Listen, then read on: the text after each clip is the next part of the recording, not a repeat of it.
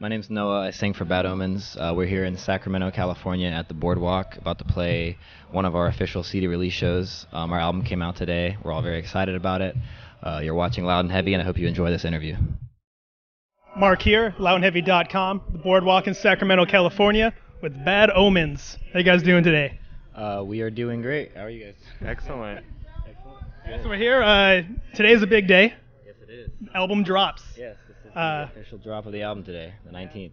All that teasing and suspense you guys have been putting us through for, 6 months now? It's finally come full force in front of us. Some of the songs on the record, were written like almost 3 years ago. We obviously have a lot of new ones we wrote before we went to record the album, but there's just been so much, angst and I guess excitement for people to hear it because of how long we've been sitting on it in the dark, So we're very excited about it. Yeah. I mean, I'm right there with you. I've been ever since I caught you guys on the that first Sumerian tour. And you guys had, I think, 3 songs released at that point, and it just hasn't been enough. So now we got the full one. So why don't you tell us a little about them? You guys are kind of the new guys on the block, so to speak. Debut album in front of us. So I mean, how'd the band come together? I mean, have you guys known each other a whole long time, or? Well, basically, it started as, I guess, a solo project for me in towards the end of 2013, and around the beginning of 2014, I started writing, I guess, for an EP, just a solo thing, and I really wanted to, I guess just do my own thing because I was playing guitar in a lot of bands prior to this band, and I didn't get a lot of creative control, and I wanted to start a solo thing and write music the way I wanted to, and run a band the way that I thought a band needed to be run. And along the way, after the EP was done, that's when obviously Nick got involved. He's been my best friend since I was 13, and he plays guitar, so it obviously made sense he'd play guitar in the band. He brought on board Vincent, our bass player, and Vincent brought on board Joachim, our guitar player that's in Sweden right now. And all that was left was a drummer, and that's when our management reached out and found Folio. And Folio sent us a video of one of the songs on the EP, like a drum cover, and he just absolutely blew us away. His playing style is so animalistic and very intense, and it's something that I've always wanted to capture in a live show as a very intense drummer, because that's something that people really like to watch. So we had the band together, and shortly after the EP was recorded, we got management. Someone actually in the city we're from, Richmond, Virginia. Our manager, Jason Malhoy, is from there, and he owned a venue there called Empire, and he also managed bands, and we, through mutual friends, we got in contact with him, and he just loved the music, and he welcomed us with open arms to his company, Imperial Artist Management. And that's around the time that we had the full band together, so we were writing more songs and throwing new ideas, and Jason, our manager, started shopping us out to labels. And Sumerian, I think it was the Glass Houses chorus that when they heard it, they were, instantly gravitated towards the band and pulled in, and, they really loved it, and they wanted to hear the rest of the EP, so we sent it to them. And, I've heard nothing but great things about that label prior to being signed to them. So I was pretty set on working with that label, just, from all the great things I've heard and their resources and their team, and, our manager had worked with them in the past, and he had nothing bad to say about them at all. So I was very confident in our decision to sign with Sumerian. And around that time is, I guess, when we started to record our full length that came out today. After we signed the deal with Sumerian, we went to Folio's basement, actually, in Maryland, and we just locked ourselves down there for 10 hours a day for the whole month of June last year. And we pre-pro'd the album ourselves, so we would have it prepared for the studio next month. We went to record with Will Putney, and we got to Will's, and we had such a great time in the studio environment and stuff like that. And we recorded the album, and I guess that was July last year. And shortly after that, not too shortly, around December last year is when we announced and debuted publicly. And that's kind of when this whole thing started. Nice. Yeah, I got to give a shout out. I mean, Will did an excellent job producing the album. You guys, it's killer in all levels. So, you guys, you said you've been working on this in some of these songs for years. Do each of you have a standout track on this album that you're just really anxious to get up there and play for us, or really proud of just deep down? I think Worse Than Me, for me, what would you say? It's definitely worse than me. Something clicked as soon as we pre-pro'd it. We were just like, this is the one. This is, what's going to set us apart. And that's like, I think it's our biggest song on YouTube and Spotify and stuff right now, which I guess speaks volumes about it. What's your favorite to play? I think Worse Than Me, because when we wrote the album, or we wrote that song, we drove up to the Gambrel. We did the overlook.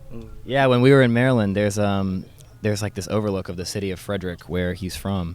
And after we finished pre-proing that song, we drove up there to this view of the city, and we just listened to it, and we were like, man, this is like a really cool song, And we just knew from that moment it was special, but we had no idea like the response they would get, because it's only been out like I think 2 or 3 months, and it's got 1 million views now on YouTube. And it's by far, I think, our favorite song and a smash hit on the album. I agree. It's definitely one of my favorites. I kind of dig in, I think Hedonist would probably be the one I'm going with right now. Or Malice. Malice is brutal. Everyone loves Malice. I'm super stoked people like it. Are we going to be hearing them tonight? Yes. Nice. Malice. We'll hear Malice tonight. Awesome. So the album in general, I mean, there's a pretty diverse sound going on. I mean, you got your really just in-your-face metal songs, they're actually more melodic. And then kind of in the between ones, like Feral, for example. It's got that really industrial feel. I mean, is that something that kind of just happened just by bringing all the pieces together, or is that something you intended to have happen from the get-go? It's something that we've always, we never wanted to, and I know a lot of bands say this, but we never wanted to restrict ourselves to one style of song or one genre, especially because we all have a very, I guess, open-minded and eclectic taste of music. Folio, for example, he's a really big fan of hip-hop, so am I, hip-hop and rap music and like contemporary pop music. And, Nick, like, what are some of your favorite bands? Arcade Fire, Cursive, The Cure, just all of that. Yeah, okay. Folio and me share a lot of, like, I guess, influences in like the hip hop department and stuff like that, and also really heavy music we're a big fan of. Joachim in particular, I wish he could be here, but he is heavily influenced by like cinema score and like movie stuff and like dragons and all kinds of weird Swedish shit that he's into. So he played like a large hand in a lot of the cooler production stuff on the album. Him and I, like, we teamed up on that because we both produce and we both like record and mix, and it made, I guess, making more unique sounds on the album a little more accessible to us because we had that experience with producing. So we would play with sounds and effects on those sounds, and it just, it really, as far as the writing process goes, nothing was deliberate and nothing was off limits. So, we love soft stuff and we love heavy stuff, like you said. So we wrote a song like The Fountain, and we're like, this is a good song. We don't really care if it doesn't sound like the others. It's a good song and we like it. We're gonna put it on there, and that same goes for the heavy songs. So I guess my answer is, the short version is that we love to write music and we love all kinds of music, and I don't think that metal or heavy music or rock music should be limited to one sound or one selection of instruments. Yeah, no, I agree. It was more of a journey listening to it from start to finish. I mean, that's what I want to hear. I mean, I've been listening to that album probably a good 25 times through this past week. It's one of my favorites, not gonna lie. Thank you so much. All right, so you guys got this little run here for the release, and after this you're heading out on even probably the biggest tour you guys have done so far, the Ask in Alexandria tour. So you toured with a couple of those bands before. I think you've been with Upon a Burning Body now, and After the Burial, yes. So outside of those bands, I mean, is there a band out there that you guys just are dying to tour with? I think we can all answer this question in our own ways. I guess realistically, I would really like to tour with Beartooth. I'm a huge fan of them. Siler, I've been a fan of them for a while, and I'm really digging their stuff, especially their new album. Sworn In, those are buddies of ours, and I would just love to tour with them just because obviously we love our music, but they're just fun, cool guys, and they're great to talk to and stuff, and they're good friends. We toured with Era earlier in the year, twice actually on the first 2 Sumerian tours, and they're literally our best friends now. And I tell them all the time, I'm like, I wish we could just tour with you guys forever, like until this band's career is done. Like, I want to tour with Era. Yeah, what would you say, Nick? What about unrealistically? Unrealistic. Okay, I'll go there. Deftones for sure. I think we share a lot of the unrealistic bands we want to tour with. That would be Slipknot, Deftones, Linkin Park. I don't know if Breaking Benjamin's still. All of the new metal. Literally all of those guys that we all grew up with, like stuff like that. That would really be the dream. Like, obviously, I love and admire a lot of these new young bands, even the ones that are a little older.